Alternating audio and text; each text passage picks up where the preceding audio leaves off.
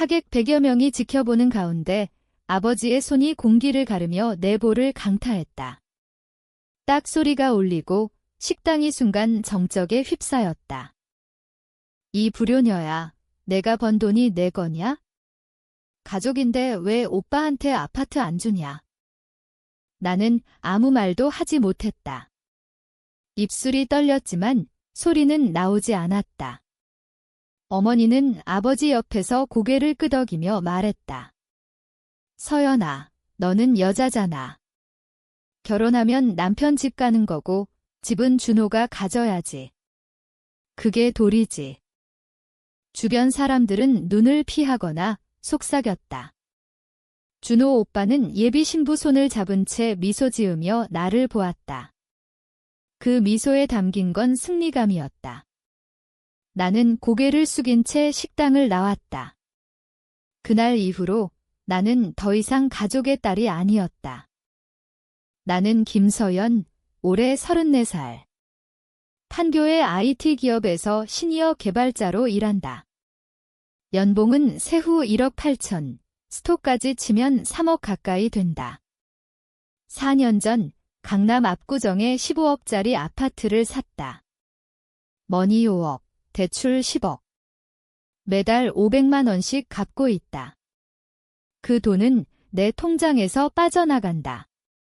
부모님이 한 푼도 보탠 적 없다. 우리 집은 원래 경기도 시흥의 작은 아파트였다.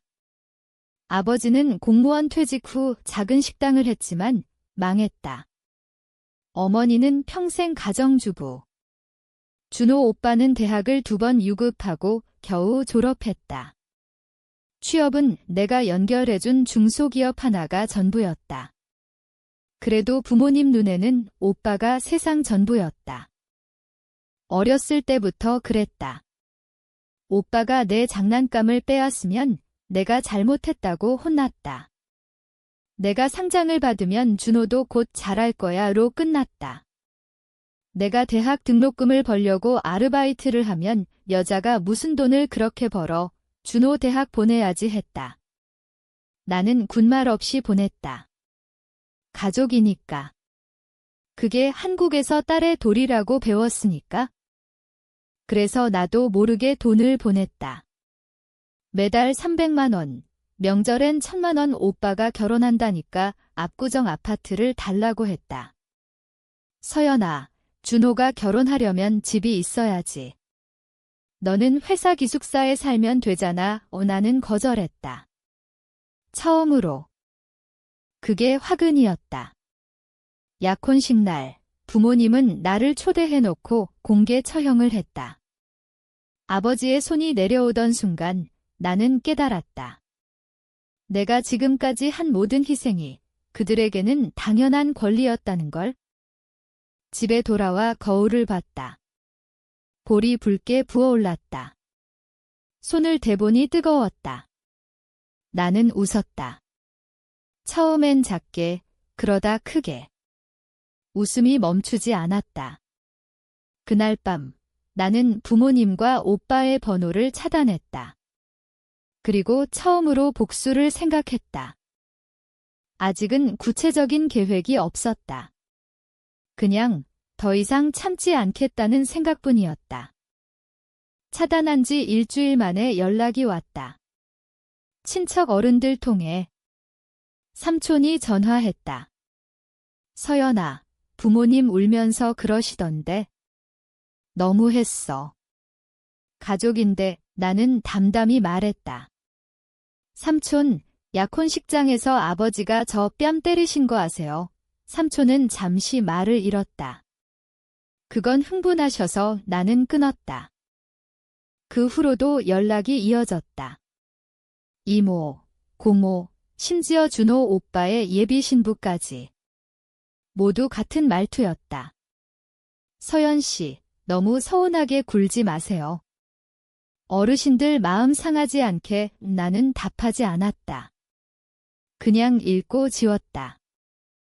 회사에서 일은 잘 됐다. 오히려 집중이 더 됐다. 감정이 없어지니까 코드가 더 깔끔하게 짜졌다. 동료들이 요즘 서연 씨 무섭다 오고 농담했다. 나는 웃었다. 진심으로. 한 달 뒤 어머니가 회사 로비로 찾아왔다. 보안요원이 막았지만 내가 내려갔다. 어머니는 눈이 퉁퉁 붓고 머리가 헝클어져 있었다. 서연아, 엄마 잘못했어. 집에 와 이 얘기하자. 나는 고개를 가로저었다. 어머니, 뺨 맞은 건 저예요. 어머니는 울었다. 그건 아버지가 흥분해서 너도 오빠 생각 좀 해줘. 나는 돌아섰다. 그날 밤, 나는 부모님 집 근황을 알아봤다. 시흥 아파트는 이미 전세가 만료됐고 지금은 월세 살고 있었다. 내가 보내던 돈이 끊기니까 생활이 팍팍해진 모양이었다. 준호 오빠는 결혼 준비가 늦어지고 있다고 했다. 나는 아무것도 하지 않았다. 그냥 지켜봤다. 그게 첫 번째 복수였다. 내가 없으면 그들이 어떻게 되는지 그대로 보여주는 것. 하지만 마음 한구석이 아팠다. 어머니의 부은 눈, 아버지의 떨리는 손, 그래도 나는 참았다. 만약 여기서 돌아가면 또 똑같을 테니까. 내가 다시 희생하면 그들은 또 당연하게 생각할 테니까. 2달쯤 지났을까? 준호 오빠가 직접 찾아왔다. 회사 앞에서 기다리고 있었다. 잘 차려입고 예비 신부와 함께. 서연아, 얘기 좀 하자. 우리는 근처 카페에 앉았다. 오빠는 미소 지으며 말했다. 그날은 미안해. 아버지가 너무 흥분하셔서. 아파트는 그냥 잊어. 대신 매달 돈 좀 보내줄 수 있어? 결혼 비용이 나는 커피만 마셨다. 오빠의 예비 신부가 거들었다. 서연 씨, 가족이잖아요. 이해해줘요. 나는 천천히 말했다. 오빠, 내가 번 돈은 내 거야. 가족이라서 더 줬던 거지, 의무는 아니야. 오빠의 얼굴이 굳었다. 너 진짜 변했다. 나는 웃었다. 변한 건 오빠 쪽 아니야? 지금까지 내가 준 돈이 얼마인지 계산해봤어? 오빠는 자리에서 일어났다. 너 후회할 거야. 그 말에 나는 대답했다. 이미 후회했어. 너무 오래 참은 거. 그날 이후 나는 더 깊이 생각했다. 그냥 끊는 것만으로는 부족하다. 그들이 나를 그렇게 만든 대가를 제대로 치러야 한다. 나는 준호 오빠의 SNS를 팔로우 해제했지만 가끔 가짜 계정으로 들여다봤다. 결혼 준비는 거의 멈춰 있었다. 예비 신부 집안이 집이 없으면 결혼 어렵다고 압박한다고 했다. 오빠는 새로운 여자와 사진을 올리기 시작했다. 클럽에서, 술집에서. 나는 그걸 캡처했다. 아직 쓸 생각은 없었다. 그냥 자료로 모았다. 부모님은 시흥월세방에서 점점 더 어려워졌다. 아버지가 편의점 야간 알바를 시작했다고 이웃 아주머니가 친척통에 전했다. 어머니는 관절이 안 좋아 병원에도 못 간다고 했다. 가끔 꿈을 꿨다. 어린 내가 오빠에게 장난감을 빼러가는 꿈, 아버지가 나를 혼내는 꿈. 깨어나면 가슴이 답답했다. 그래도 나는 일어났다. 샤워하고 출근하고 코드를 짰다. 3개월 만에 처음으로 부모님 집에 전화가 왔다. 공중전화였다. 아버지 목소리였다. 서연아, 아버지가 잘못했다. 집에 와라. 목소리가 떨렸다. 나는 아무 말 안 했다. 돈이 좀 필요해서 나는 끊었다. 그날 밤 나는 처음으로 계획을 세웠다.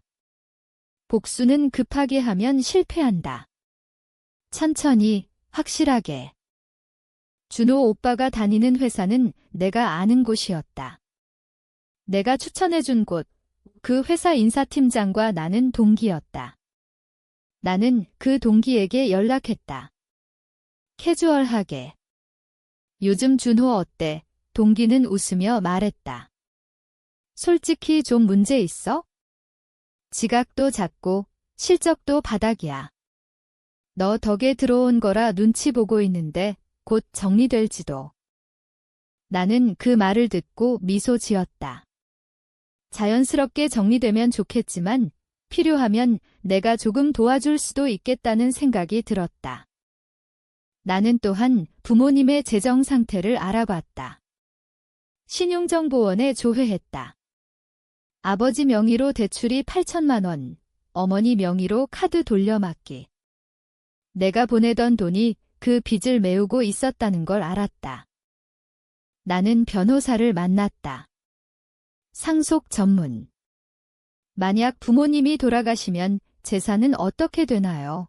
변호사는 명확히 답했다. 딸과 아들이 있으면 1입니다. 하지만 생전 증여나 빚은 별개죠. 나는 고개를 끄덕였다.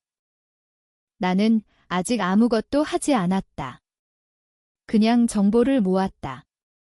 그게 두 번째 단계였다. 지켜보고 약점을 파악하는 것. 하지만 마음은 점점 차가워졌다. 어머니가 병원에 못 간다는 소식을 들었을 때 예전 같으면 바로 달려갔을 텐데 이제는 그냥 넘겼다. 그게 무서웠다. 내가 변하고 있다는 게? 6개월이 지났다. 준호 오빠의 약혼은 파토났다. 예비 신부 집안이 집 없다는 이유로 반대했다고 했다. 오빠는 새 여자친구를 사귀었다. 20대 후반, 꽤 예쁘장한. SNS에 달콤한 사진을 올렸다. 나는 그 여자친구를 알아봤다. 인스타로. 프로필에 회사 이름이 있었다. 대기업 계열사. 나는 그 회사 동료 중 한 명과 아는 사이였다. 우연히 같은 프로젝트를 했던 사람.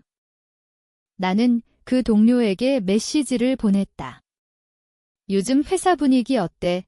대화가 이어지다 자연스럽게 거기 김준호라는 사람 아는 사람 있지? 했다. 동료가 답했다. 아, 그 사람. 바람둥이로 유명해. 여직원들 사이에서 조심하라고 소문났어. 나는 증거를 더 모았다. 오빠가 클럽에서 찍힌 사진, 다른 여자와 호텔 들어가는 CCTV 캡처, 친구 통해 입수. 아직 보내지 않았다. 타이밍을 기다렸다. 부모님 쪽은 더 어려워졌다. 월세 밀리고 관리비도 체납. 아버지가 편의점 그만두고 택배 상하차를 한다고 했다. 나는 그 소식을 듣고도 아무 반응이 없었다. 그러던 어느 날 준호 오빠가 다시 찾아왔다. 이번엔 혼자. 회사 앞에서. 얼굴이 초췌했다. 서연아, 제발 돈 좀 빌려줘. 5천만 원만. 나는 물었다. 왜? 오빠는 한참 망설이다 말했다. 빚이 좀 도박으로. 나는 놀라지 않았다. 이미 짐작하고 있었다. 얼마나? 오빠는 고개를 숙였다. 3억 가까이. 나는 웃었다. 오빠, 내가 왜 빌려줘? 오빠가 화를 냈다. 너는 돈 많잖아. 가족이니까. 나는 차갑게 말했다. 가족이라서 뺨 맞았지? 이제 가족 아니야? 오빠는 울먹였다. 제발 사채업자들이 찾아와. 부모님도 위험해. 나는 잠시 멈췄다. 부모님. 그 단어가 마음을 흔들었다. 하지만 나는 말했다. 그건 오빠가 알아서 해. 오빠가 돌아간 후 나는 결심했다. 이제 시작해야 한다. 첫 번째 행동은 간단했다. 오빠의 새 여자친구에게 익명으로 자료를 보냈다. 사진, 채팅 캡처, 호텔 영수증.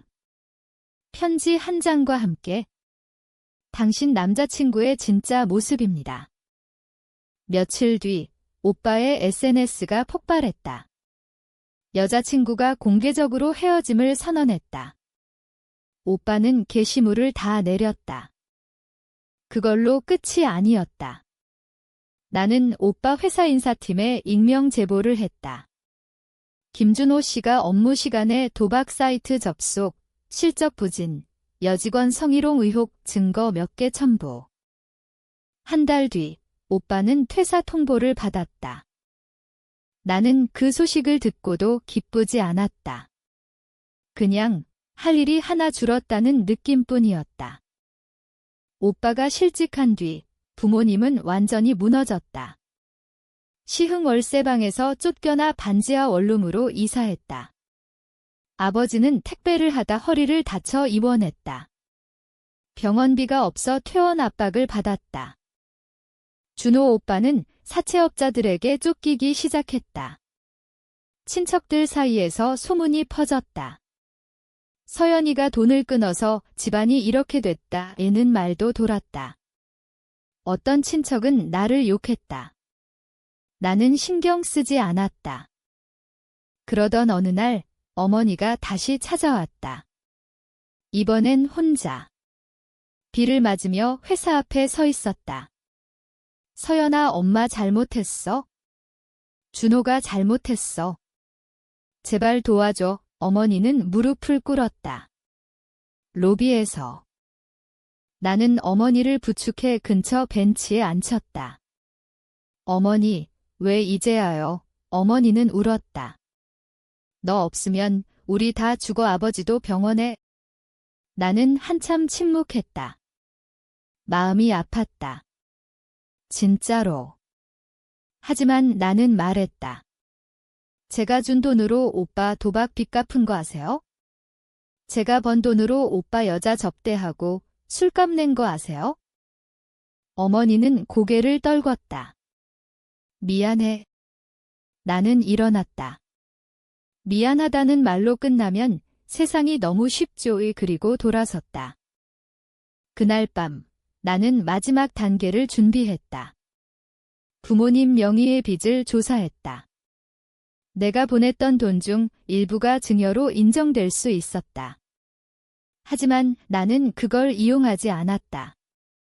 대신 아버지가 입원한 병원에 익명으로 병원비를 냈다. 전액. 왜 그랬는지 나도 모른다. 그냥 아버지가 길에서 죽는 건 싫었다. 하지만 그걸로 끝이었다. 더 이상은 없다. 준호 오빠는 결국 집을 나와 어디론가 사라졌다. 소문으로는 지방으로 도망갔다고 했다. 사채업자들은 부모님을 찾아갔다. 반지하 원룸은 늘 불안에 떨었다. 나는 압구정 아파트에서 혼자 살았다. 매달 대출 갚고 출근하고 퇴근하고. 친구들은 요즘 너무 차가워졌다고 했다. 연애도 하지 않았다. 그냥 일만 했다. 승진했다. 이사 대우. 연봉이 4억을 넘었다. 사람들은 부러워했다. 나는 아무 감흥이 없었다. 가끔 거울을 봤다. 예전에 나는 어디로 갔을까? 뺨 맞던 날 울던 나는? 이제는 웃지도 울지도 않는다. 그냥 존재한다. 복수는 끝났다. 그들은 바닥을 쳤다. 나는 정상에 올랐다. 그런데 왜 이렇게 공허할까? 1년이 지났다. 아버지는 퇴원했지만 제대로 걷지 못한다. 어머니는 치매 초기 증상이 왔다고 했다. 준호 오빠는 아직 소식이 없다. 어떤 친척은 죽었다는 소문도 냈다. 나는 여전히 압구정 아파트에 산다. 대출은 절반 넘게 갚았다. 곧 완납이다. 회사에서는 임원 후보로 거론된다. 어느 날 우편함에 편지 한 통이 왔다. 준호 오빠 필체였다. 서연아, 미안하다. 내가 다 잘못했다. 제발 엄마 좀 봐줘. 나 때문에. 나는 편지를 읽고 찢었다. 쓰레기통에 버렸다. 그날 밤 나는 옥상에 올라갔다. 서울 야경이 아름다웠다. 불빛들이 반짝였다. 나는 담배를 피웠다. 예전엔 안 피웠는데 요즘은 가끔 핀다. 문득 생각했다. 내가 이긴 걸까? 그들은 무너졌고 나는 올라섰다. 그런데 왜 이토록 텅 빈 걸까? 나는 재떨이에 담배를 비볐다. 그리고 중얼거렸다. 침묵이 가족을 지키지 못한다는 걸 깨달은 대가는 결국 가족을 잃는 거였나?